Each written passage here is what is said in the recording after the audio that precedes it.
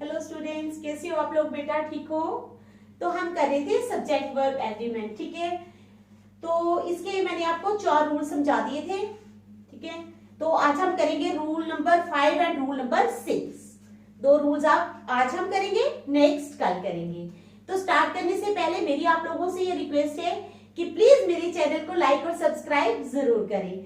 तो चलो बेटा स्टार्ट करते हैं रूल नंबर 5। रूल नंबर 5 है, if two subjects are joined by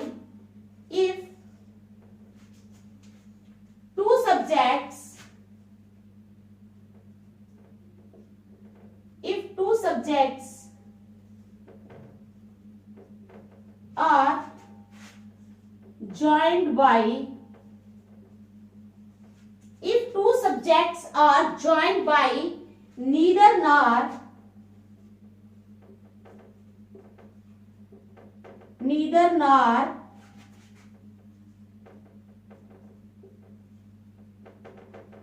either are not only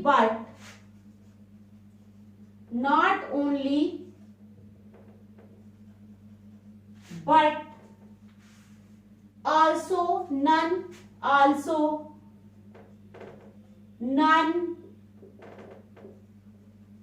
but nor or etc.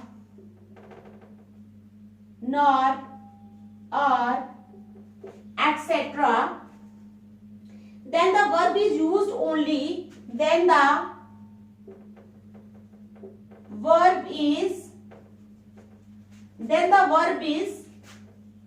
used only according to the nearest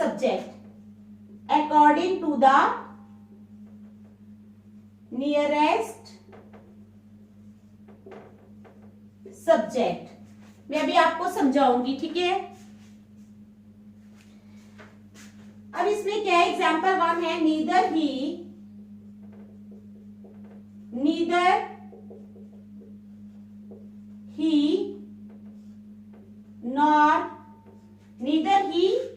nor his brother are guilty.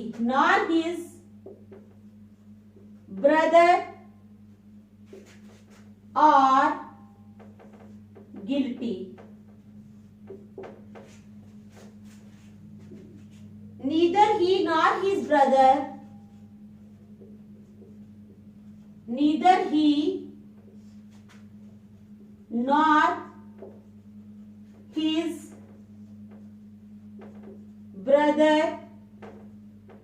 is guilty. Neither he nor his brother is guilty. अब हमारे पास rule जो है, rule 5 क्या कह रहा है? If two subjects are joined by, अगर 2 subjects join होते हैं किससे? नीदर नॉर से, ईदर आर से, not only but also none, but nor और etcetera, then the verb is used only according to the nearest subject. तो जो verb लगता है वो नियरेस्ट सब्जेक्ट के अनुसार लगता है। मींस जो नियरेस्ट सब्जेक्ट होगा, वर्ब के पास वाला सब्जेक्ट, उसके अकॉर्डिंगली वर्ब लगेगा। देखो यहां पर फर्स्ट सब्जेक्ट क्या है? ही दूर है ना, ही यहां पर है, फिर ना लगा, नीदर ही, ये हमारा फर्स्ट सब्जेक्ट है। क्या है? First subject. ये ही जो है ये हमारा फर्स्ट सब्जेक्ट है। हिज ब्रदर जो है वो क्या है? Second subject. यहां पर भी सेकंड सब्जेक्ट है ये। तो जो वर्ब है वो नियरेस्ट सब्जेक्ट के अनुसार लगना चाहिए। तो हिज ब्रदर के साथ क्या वर्ब आएगा? Neither he nor his brother are guilty. हमने वर्ब जो है वो हिज ब्रदर को देख के लगाना है, नियरेस्ट सब्जेक्ट को देख के लगाना है। तो हिज ब्रदर के साथ क्या आर लगेगा? बताओ, ब्रदर एक है ना, तो क्या उसके साथ आर लगेगा? नहीं ना लगेगा, क्योंकि हमने नियरेस्ट सब्जेक्ट को देखकर वर्ब लगाना है। यहाँ भी neither he nor his brother is guilty, यहाँ पर वर्ब आर लगा है, यहाँ पर इज लगा है। तो नियरेस्ट सब्जेक्ट है हमारा हिज ब्रदर, तो हिज ब्रदर एक है, तो इसके साथ वर्ब क्या आएगा? इज, आर नहीं आएगा। तो it means it is incorrect, ये इनकरेक्ट है, तो ये जो है ये करेक्ट है। समझ आ गई? ये करेक्ट है, पहले वाला इनकरेक्ट है। एक और एग्जांपल देती हूं मैं, either you or your brother,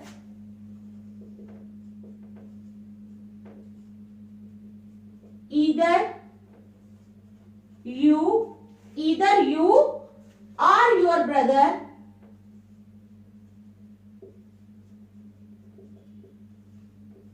have broken the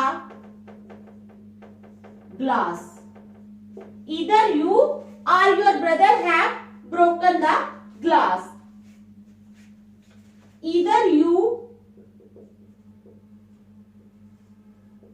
or your brother has broken the glass. Either you or your brother has broken the glass. अब either और r का r को यूज किया गया है, either और r, either और r को यूज किया गया है। तो either और r जब यूज हुए हैं तो वो तो ठीक है, इधर आर यूज हुए हैं। फर्स्ट सब्जेक्ट है यू, दूसरा योर ब्रदर, तो हमारा जो वर्ब होगा वो अकॉर्डिंग टू सेकंड सब्जेक्ट होगा योर ब्रदर। योर ब्रदर के साथ क्या आएगा? योर ब्रदर एक है ना, तुम्हारा भाई, योर ब्रदर, तो उसके साथ जो है हैव यूज नहीं होगा। ये जो वर्ब लगा है हैव, ये यूज नहीं होगा। इधर के साथ योर ब्रदर के साथ हैज वर्ब यूज होगा। तो हमारा सेंटेंस जो ये वाला है ये इनकरेक्ट है और ये वाला जो है ये करेक्ट है। ठीक है, समझ आ गया आपको? ये वाला करेक्ट है। देख लो एक मिनट, मैं नेक्स्ट रूल समझाती हूँ। ये है हमारा रूल नंबर 5। समझ आ गई कि जब भी दो सब्जेक्ट्स को इन वर्ड्स के साथ जोड़ा होता है, नीदर नॉर ईदर आर जो भी है, इनके साथ जोड़ा होता है, तो हमारा जो वर्ब है according to the nearest subject लगता है।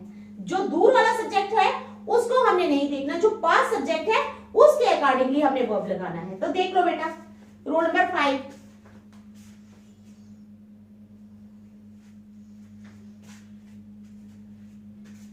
देख लिया। चलो फिर रूल नंबर 6 करेंगे अब।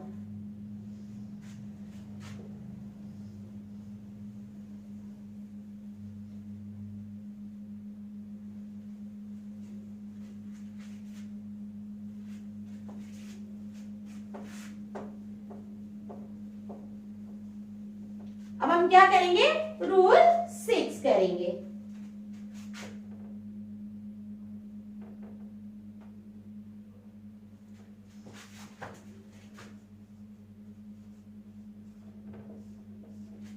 रूल 6 है हमारे पास। अब ये जो वर्ड्स हैं ये दिए होंगे, ठीक है। वर्ड्स जो मैं लिखूंगी इन वर्ड्स के साथ साथ ही लिखती जाऊंगी कि नाउन जो है वो कैसा होना चाहिए, सिंगुलर या प्लूरल, हेल्पिंग वर्ब कैसा होना चाहिए। इसमें कोई खास वर्ड्स के अकॉर्डिंगली ही लॉजिक है। यहां पर मैं वर्ड्स लिखूंगी, नाउन वर्ड्स के लिए थोड़ा ज्यादा स्पेस छोड़ देती हूं। यहां पर आएंगे वर्ड्स, यहां पर आएगा नाउन और हेल्पिंग वर्ब और मेन वर्ब। नाउन,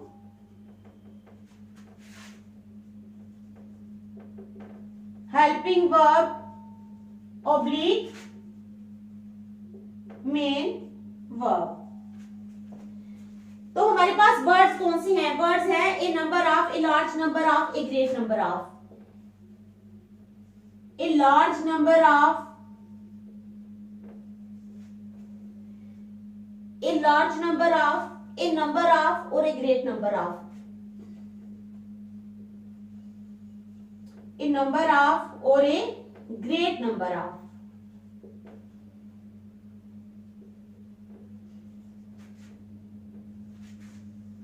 तो इन वर्ड्स के साथ क्या यूज होगा? इन वर्ड्स के साथ जो नाउन होगा वो प्लूरल काउंटेबल नाउन होगा। क्या होगा? Plural countable noun.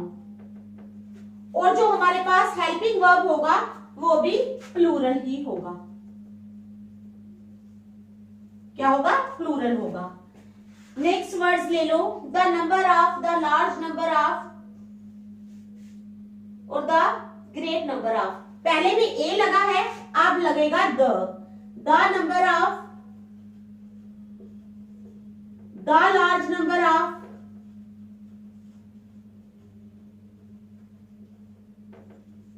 The great number of.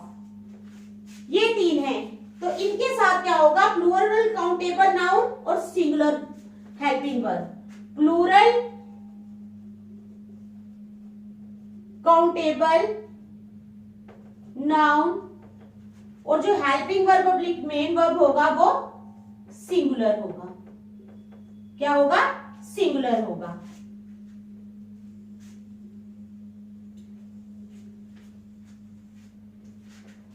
ये भी हो गया।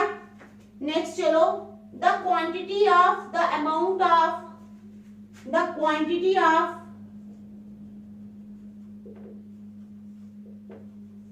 The amount of, the quantity of, the amount of, a large amount of, a large amount of, a great deal of, a great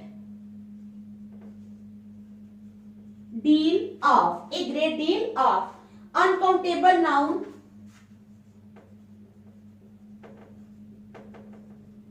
uncountable noun और ये जो होगा हमारे पास helping verb वो सिंगुलर होगा।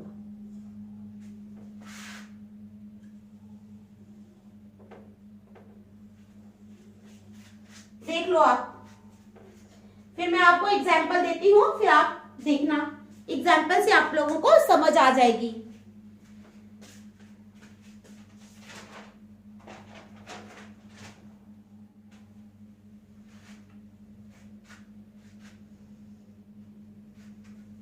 एग्जाम्पल दे देती हूं मैं। The number of candidates are absent today. The number of candidates, the number of candidates are absent today.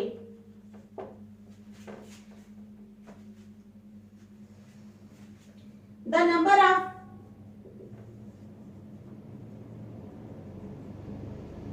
candidates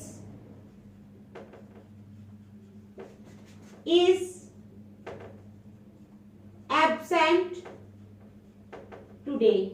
The number of candidates is absent today.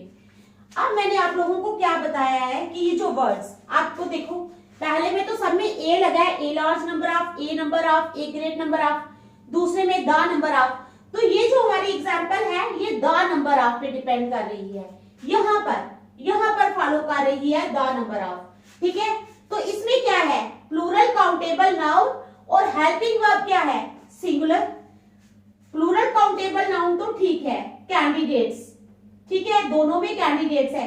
The number of तो हमने लगाया है ना, ये लगा है। उसके बाद प्लूरल काउंटेबल नाउन इसमें भी है, इसमें भी है। यहां तक दोनों सेंटेंसेस ठीक है, यहां तक क्या है? दोनों सेंटेंसेस ठीक है। लेकिन आगे आ जाओ हेल्पिंग वर्ब, हम इस वाले को देखते हैं। हेल्पिंग वर्ब इसमें कौन सा है? सिंगुलर। तो यहाँ हेल्पिंग वर्ब एक में प्लूरल लगा है, तो ये प्लूरल हेल्पिंग वर्ब नहीं चलेगा। यहाँ पे इज लगा है, ये वाला हेल्पिंग वर्ब लगेगा इज। तो ये वाला सेंटेंस जो है ये हमारा इनकरेक्ट है। क्या है? इनकरेक्ट है। और ये वाला सेंटेंस जो है ये हमारा करेक्ट है। तो ये था हमारा रूल नंबर 6। 5 और 6 रूल जो है ये मैंने आज आप लोगों को समझा दिए हैं। आगे 7 और 8 हम कल करेंगे। Thank you.